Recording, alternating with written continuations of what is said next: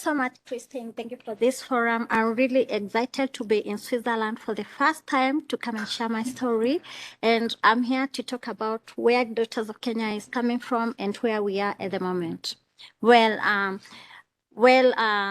background is social work. I need BA in social work because my parents saw that it was necessary for me to change the community. My dad was a human rights defender as well as a mayor, a politician, and I liked what he did. And so I think I carried it away with me, and I said, this is what I want. I grew up in Eastern Kenya in the village, and I could see what women and girls were going through. And that's how I started It just grew in me. One day I would like to start an organization. So later in life, after I finished my first degree, I worked for an organization called the Caucus for Women Leadership in Kenya.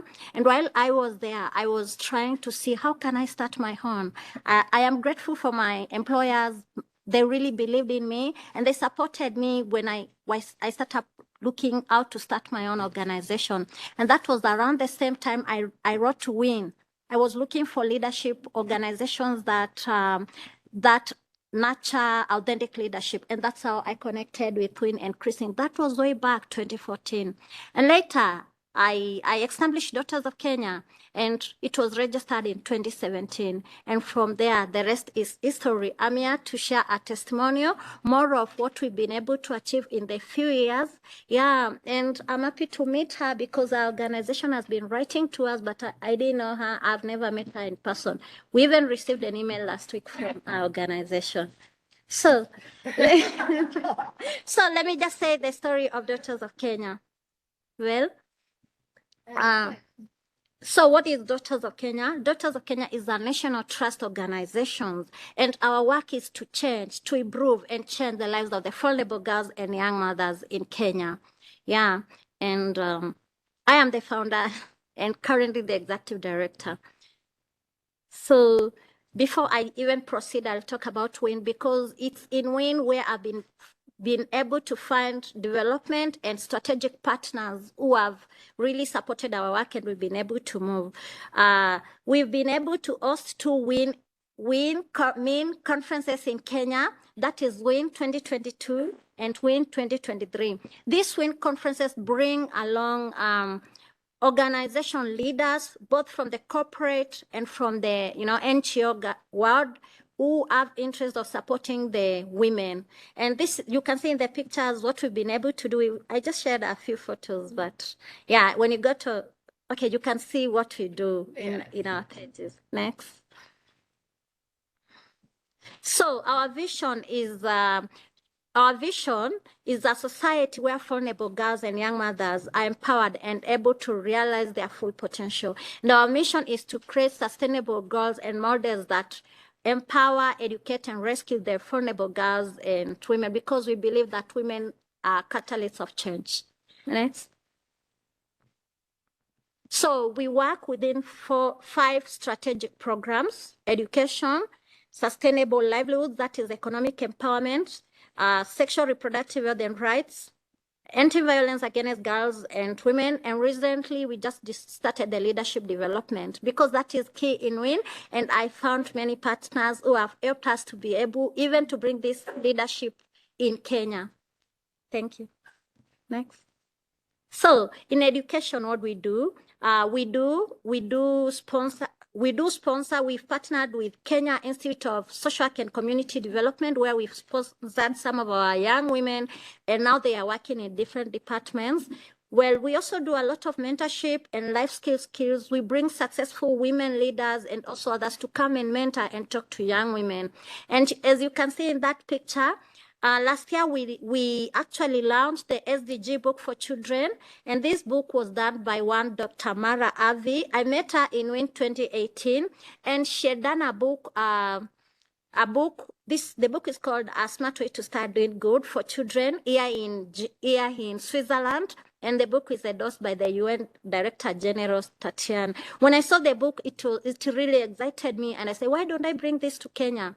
So in Kenya, we partnered with SDG Kenya Forum and also Sustainable Development Solutions Network, that is the university's, forum, and we are able to launch the book in Kenya last year. We illustrated it into African setup, and also we were able to, illustration and also translating it into Swahili. The good thing is that so far, 600 children have been able to get the books, and we have been able to establish 4 school-based SDG clubs in Nairobi. Our dream for this book is to spare and reach to all the children, even in the grassroots of Kenya.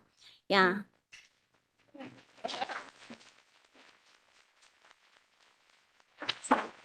Thank you. I think that's okay. More slide? No, let's have. I can see. Maybe it's no more slide. No, it's finished, I think. Was there more slide? Was there one more slide? Well, there's a picture showing the launch of the book. Yeah. We launched the book at the University of... Next, please. Yes, that picture. This is us launching the book at the University of Nairobi. Dr. Mara came all the way from Switzerland. And this one was one thing that meant the government and everyone to see what we are doing with children in Kenya. Next, please. Yes, we also believe in SDG 8, that is, sustainable livelihoods. Away from even getting funding from donors, we believe in our own. We believe that we can empower the most vulnerable. As you can see, those girls here, we train them. We get these girls from other grassroots organizations who are working like in the slums. We train them absolutely for free. Currently, we are training 20 young women, and they are able to make bags, and they are able to make even clothing. We have tutors who are actually accredited by the National Institution of Training Authority, NITA. Yeah, and as you can see, the clothing I'm wearing is from that. And we are able to market not only in Kenya. In July, our products are going to Jordan. Wow. Yeah. Next. Okay.